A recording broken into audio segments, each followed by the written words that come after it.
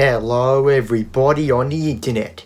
Now this is a spoiler-free review, so if you haven't seen the movie, don't worry, there are going to be no spoilers. You can watch this review.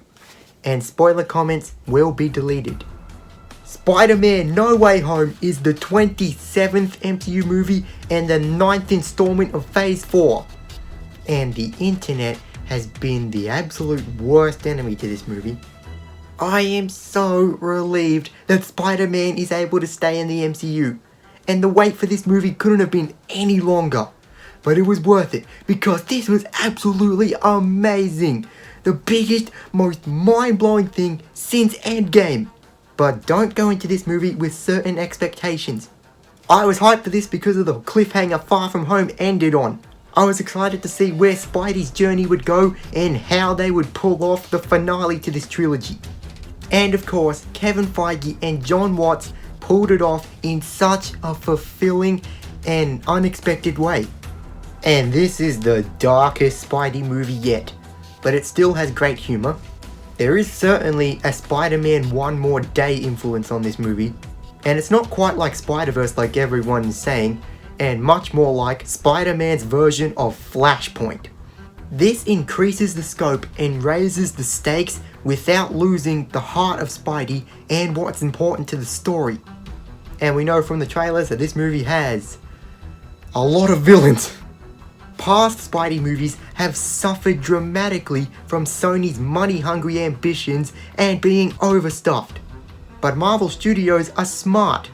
They avoid overstuffing this movie by using already established versions of characters and having a warranted length.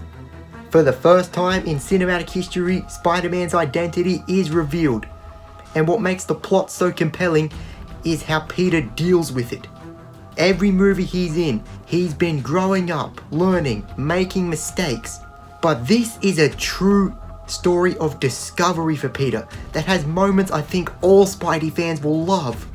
He's still as intelligent as ever, but this is the least funny he's been, because this is the darkest chapter of his story. Tom Holland once again proves he is the best Spider-Man and gives his best performance. His emotion is so real. Doctor Strange has a way bigger role than I was expecting.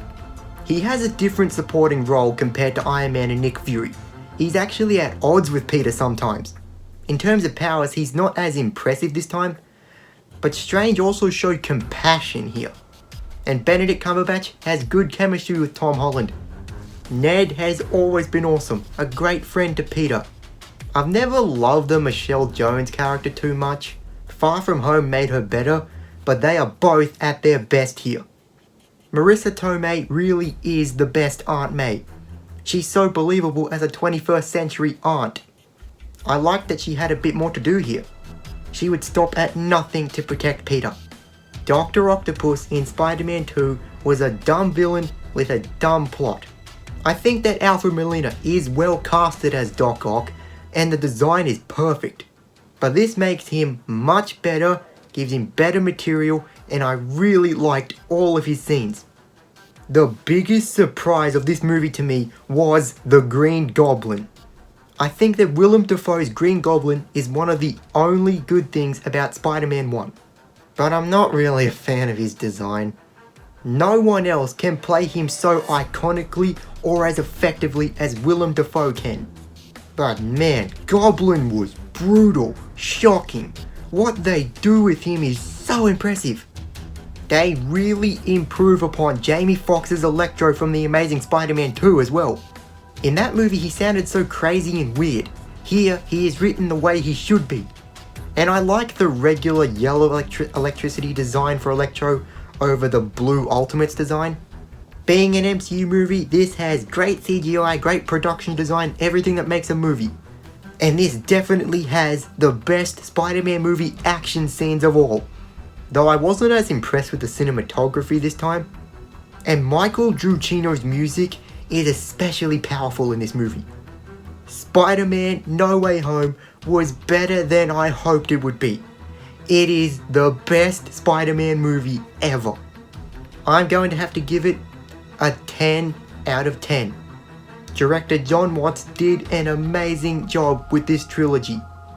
and I cannot wait to see what the next Spider-Man trilogy is going to be.